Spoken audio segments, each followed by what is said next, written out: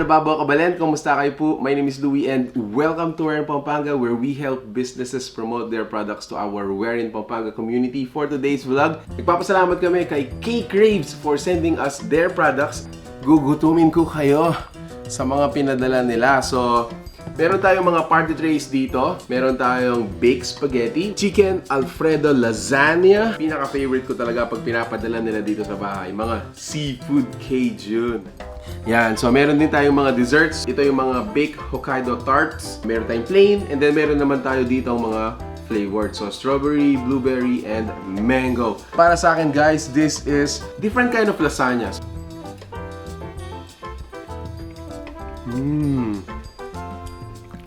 Oh wow! Paano ko ba i-explain sa inyo? Wow! Meron siyang konting kick, no? So it's a little bit spiciness siya na aftertaste. Hindi siya yung typical na tomato-based na lasagna. So this one is chicken alfredo. Susunod guys, is yung kanyang baked spaghetti. You have your cheese on top. Cheers guys. Ito yun guys, titikman na natin ang kanilang Cajun seafood. Comes with their original Cajun sauce. So it's up to you guys. You can actually pour it parang, you know, on top, or you can dip it. Ako, didip ko na lang to. Start natin sa mga crabs. I'm gonna start with the crabs.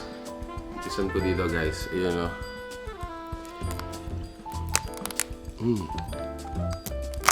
Ooh. Crack it open. Oh! Oh, sayang. Ayan o, medyo may tumulo pa siya na sauce talaga.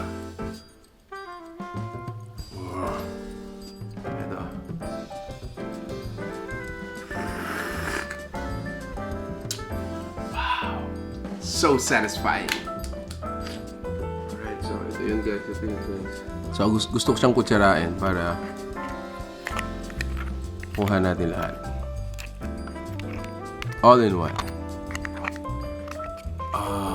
There you go.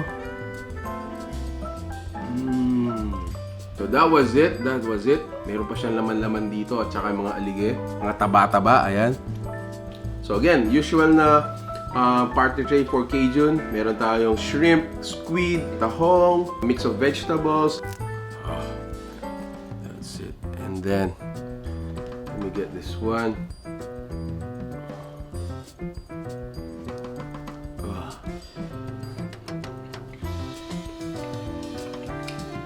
Wow.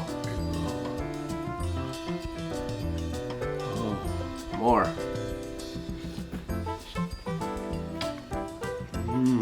Nagdoble siya actually. Ayun no. So let me put it here. Yeah. Cheers. And let me just dip it here. Oh.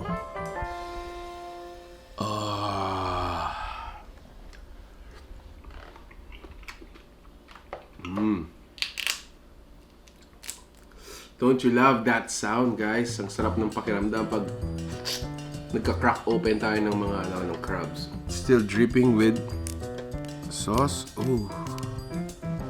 Sarap.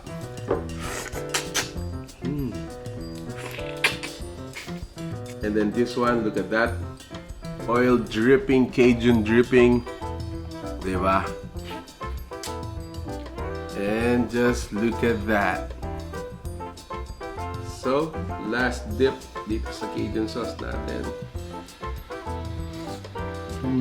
Right, so yun nga guys, at the end of your meal, syempre, you gotta, top it all off with dessert. So ito yung ating mga Hokkaido tarts, mga baked Hokkaido tarts. So this one's strawberry, meron din tayong mango, and meron din tayong mga plain. They are order now, deliver or pick up tomorrow. So ganun po siya. If you want to, experience this, lalong-lalo na if you wanna have a home date this coming Valentine's Day or Hearts Day, or even yung mga upcoming holidays natin. So make sure to message them po. We're gonna be including yung mga information niya doon sa caption natin sa post na to. So ayun guys, this is it. This is their tarts. Thank you so much for watching. I hope you liked this video. If you do so, please give it a thumbs up, share it with your friends, and I hope to see you in the next one. Peace out. Bye, guys.